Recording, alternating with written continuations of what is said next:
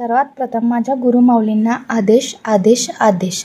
नाथ संप्रदाय कडक असतो किंवा वाईट असतो किंवा घरात करत नाही, ते फक्त साधू लोक करतात, हे बरेच जणांचे प्रश्न आहेत. त्या प्रश्नांचे आज संपूर्ण उत्तर आजच्या आपल्या व्हिडिओमार्फत मिळणार आहे. तर तुम्ही आपला व्हिडिओ संपूर्ण पहा, म्हणजे नाथ संप्रदाय नेमका काय आहे हे संपूर्ण तुम्हाला कळून जाईल.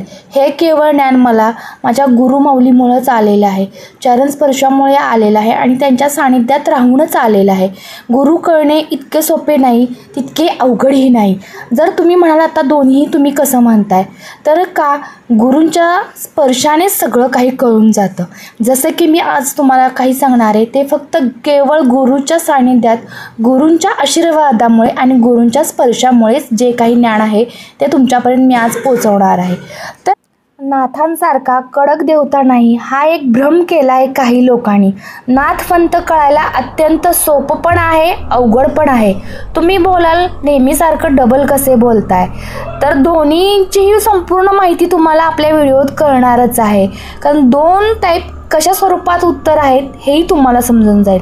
नाथांची सेवा देवघरात म्हणजेच आपल्या घरात करतात का, या खूप मोठे नियम असतात का, काही हातून पाप घडेल का, तर तुम्ही बरेचसेच प्रश्न कमेंट करताय, त्याची संपूर्ण उत्तर तुम्हाला या व्हिडिओमार्फतच मिळणार आहेत. तर बघा, नाथ सेवा करायची आहे पण मन डगमगतंय, असे का होतंय, हा भ्रम का होतोय. तुमचा भ्रम मोडायला थोडा वेळच लागेल. पहा आपला व्हिडिओ. बिनधास्तपणे नाथ संप्रदाय सेवेत या आणि बिनधास्तपणे नाथ संप्रदायांची सेवा करा. निश्चितपणे तुम्ही घरात करू शकताय, अदरवाईज कोठेही करू शकताय. मुळात सेवेलाच अर्थ आहे. बाकी घर छोटे मोठे, झोपडी, रस्ता, काही याला देणं घेणं नाही आहे. नाथ संप्रदाय फक्त सेवा बघत असतो. ती सेवा तुम्ही कशी करताय, कशा स्वरूपात करताय, अदरवाईज स्वतःपुरती करताय का किंवा लोकांनाही याद घेताय का, हे सगळं पाहत असतं. नवनाथ पारायण करत असाल किंवा रोज पठण जरी करत असाल तरी ती तुमची सेवाच आहे. नवनाथांचा जप जरी साधा तुम्ही करत असाल तरी ती तुमची सेवा खूप मोठी मानली जाते. घरी जर तुमच्या गुरूंचा, नाथपंथांचा फोटो असेल, रोज त्याची पूजा करत असाल तर तुम्हाला कोणत्याही तीर्थक्षेत्रात जायची गरज भासणार नाही. नवनाथांचा जर घरात नुसता फोटो असेल तरी तेथे सात्विक शक्ती तयार होते, सात्विक ऊर्जा प्रसन्नतेने वावरत असते. आणि सगळ्यात महत्त्वाची गोष्ट म्हणजे वाईट शक्ती घरात प्रवेश करू शकत नाही. काहींच्या मनात असे प्रश्न आहेत की घर छोटे आहे, एक रूमच आहे आमच्या घरात, आम्ही फोटो कुठे ठेवू किंवा आम्ही सेवा करू का, आम्हाला काही पाप लागेल का. बिलकुल लागणार नाही. तुमच्या त्या छोट्याशाच घरात छोटेशीच नवनाथांच्या मूर्ती कुठेही ठेवू शकताय. बिनधास्तपणे तुम्ही सेवा करू शकताय. जसे की माझे गुरु पहिल्यांदा मला नारळ स्पर्श करतानाच म्हटले, संसार करून परमार्थ कर. म्हणजेच काय, संसार करता करताच आपण नाथपंथांची सेवा करायची. त्यामुळे तुम्ही कोणत्याही मनात शंका कुशंका आणू नका. सेवा करा आणि तुमच्या घरात एक ऊर्जा शक्ती धारण करा. तुमची उदाहरणतेने सेवा, पितुरतेने सेवा, मनमुराद सेवा, आदरातिथ्य सेवा. नाथांना हीच गोष्ट हवी असती आणि गुरूंनाही हेच पाहिजे असते. गुरूंना कुठले पैशाचं दान नको असते तुमच्याकडून. तुमची सेवा, सात्विक सेवा, लोकांपर्यंत पोचवण्याची सेवा, लोकांपर्यंत पोचवण्याचे कार्य हे महत्त्वाचं असतं. सर्वात एक गोष्ट लाभदायक, जी की नाथांचा ग्रंथ घरात असणे अतिशय पवित्र आणि पावन असते. परंतु तो नुसता घरात आणून ठेवायचा नाही, तर त्याचे पारायण करा, पंचोपचार पूजा करत जावा. सत्व, पवित्र, भयंकर ऊर्जा याने तयार होते. नाथपंथ गुप्त रूपात तुमच्या घरी वास करतात. अशा घरी एवढा पावन असतो की नाथ संप्रदाय कुठेही जाणार नाही तुमच्या घराला सोडून. वाईट शक्तीचा वापर जर कोण तुमच्यावर करत असेल तर तो कसलाही होऊ शकत नाही. कोणतेही तांत्रिक शक्ती, वाईट शक्ती आहे ती तुमच्यावर कसल्याही प्रकारे होणार नाही. वाईट बाधा, वाईट गोष्टी तुमच्यावर घडणार नाही. दुष्ट शक्ती पितृ हे कसलेच तुम्हाला त्रास देऊ शकणार नाही. थोडक्यात काय तर निगेटिव्हिटी एनर्जी घरात येऊ शकणार नाही. घरातील कुठल्याच लोकांना याची बाधिकार होणार नाही. जास्त सिद्ध जो की माझ्या गुरुनी स्वतः केलेला आहे तो म्हणजे श्रियम तत्वम सोहम स्वाहा. बघा मी परत सांगते, श्रियम तत्वम सोहम स्वाहा. ह्या जर मंत्राचं तुम्ही जर नित्य नेमाने जर पठण केलं तर तुमच्या घरी खूपच प्रगती जाणवेल. तुमच्या घरात वाईट शक्तीचा नाश होईल. पॉझिटिव्हिटी एनर्जी तर तयार होईल तुमच्यात, परंतु तुमच्या घरात ऊर्जा शक्ती, पवित्र ऊर्जा शक्ती धारण होईल. लक्षात ठेवा, खूप सोपा 4 अक्षरीच मंत्र आहे आणि तो मंत्र रोज तुम्ही नित्य नेमाने पठण करत जावा. आजूबाजूच्या लोकांच्याकडून करून घेत जावा.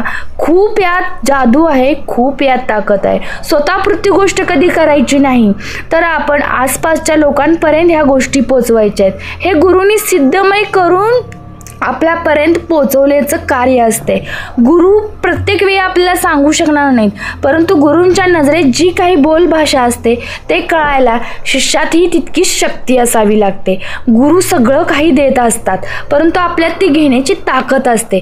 म्हणून सेवा करा, सेवेकरी व्हा, गुरूंचे मन जाणायला शिका. सगळ्या गोष्टी आपोआप येतील.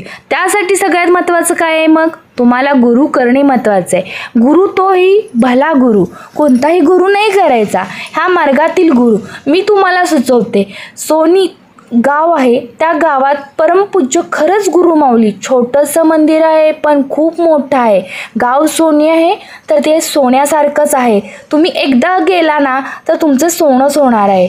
मी सगळ्या गोष्टी पुढच्या व्हिडिओमध्ये तुम्हाला सविस्तर सांगणार आहे. तिथे जायचं कसं, पत्ता काय, सगळ्या गोष्टी तुम्हाला पोचवल्या जाणार आहेत. तुम्ही फक्त ह्या नाथ संप्रदायामध्ये यायचा प्रयत्न करा. जितकं तुम्ही याल तितकं तुमच्या घराचं भलं होणार आहे. एकतर वाईट शक्तींचा प्रवेश प्रत्येक घरात व्हायला लागलेला आहे. पडायचा मार्ग असेल तर नाथपंथांची सेवा केली पाहिजे.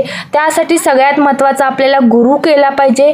गुरूंकडून ह्या शिक्षा घेतल्या पाहिजेत आणि त्या जशा घेऊन चालणार नाही तर त्या आदरातिथ्य आपण नित्यनेमाने केल्या पाहिजेत. हे जे काही मी बोलते हे कुठले वाचन नाही, कुठले पठण नाही, हे गुरुच्या सानिध्यातून आलेले ज्ञान आहे. ते तुमच्यापर्यंत थोडेसे पोचवायचा प्रयत्न करते, कारण एवढीच इच्छा आहे की घरोघरी नाथ संप्रदाय तयार झाला पाहिजे. प्रत्येक घरात वाईट शक्तीचा नाश झाला पाहिजे. काही माणसे, काही लोक वाईट शक्तीकडे खेचले जातात, त्यातून ते बाहेर पडले पाहिजेत आणि प्रत्येक घरात वारकरी संप्रदाय झालाच पाहिजे.